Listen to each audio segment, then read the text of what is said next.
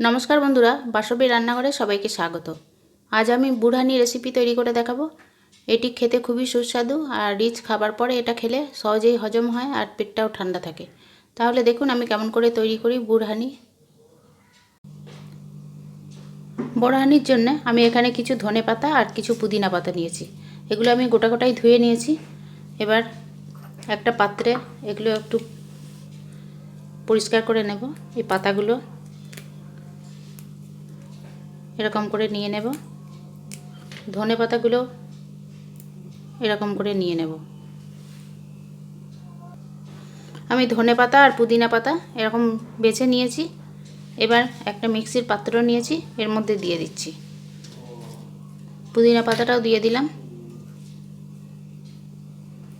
আর এখানে দুটো কাঁচা লঙ্কা নিয়েছি আর 1 চামচ সাদা সর্ষে নিয়েছি। কালো সর্ষেও দিতে পারেন। আর একটু জল দিলাম, হাফ কাপ মতো জল দিলাম। এবার একটা মিহি পেস্ট তৈরি করে নেব। পেস্ট তৈরি করে নিয়েছি, এটা এখন সরিয়ে রাখছি। এবার একটু বড় পাত্র নিয়েছি, এর মধ্যে 2 কাপ টক দই দিলাম। এবার দইটা ভালো করে ফেটিয়ে নেব। ভালো করে ফেটিয়ে নিয়েছি। এবার এর মধ্যে আমি 1 চামচ বিট নুন দিলাম, হাফ চামচ সাদা নুন, 2 চামচ চিনি দিলাম। নুন মিষ্টিটা আপনারা নিজেদের পছন্দ মতো দেবেন। গোলমরিচের গুঁড়ো দিয়েছি 1 চামচ, ভাজা জিরের গুঁড়ো 1 চামচ, টমেটো সস 1 চামচ দিয়েছি।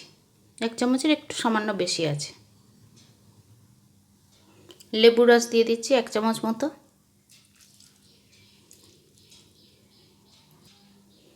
এগুলো ভালো করে আবার মিশিয়ে নেব। ভালো করে মিশিয়ে নিয়েছি। এই যে পেস্টটা করেছিলাম এটা দিয়ে দিচ্ছি। পাত্রটা ধুয়ে একটু জল দিয়ে দিলাম। আবার ভালো করে মিশিয়ে দেব। এর মধ্যে জলজিরা পাউডার দিতে পারেন, চাট মশলা দিতে পারেন, টেস্ট ভালো হবে। আবার ভালো করে সব মিশিয়ে নেব। সব ভালো করে মিশিয়ে নিয়েছি। আমি ঘনত্বটা এরকম রেখেছি। আপনারা যেরকম রাখতে চান সেরকম রাখবেন। আমি এবার গ্লাসে ঢেলে নিচ্ছি।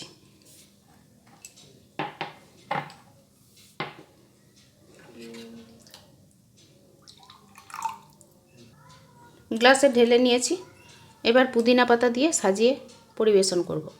এটা ফ্রিজে রেখে দিতে পারেন, 2-3 দিন পরেও খেতে পারেন। কেমন হয়েছে বন্ধুরা বলবেন, আমাকে কমেন্ট করবেন। তৈরি হয়ে গেল বুড়হানি রেসিপি।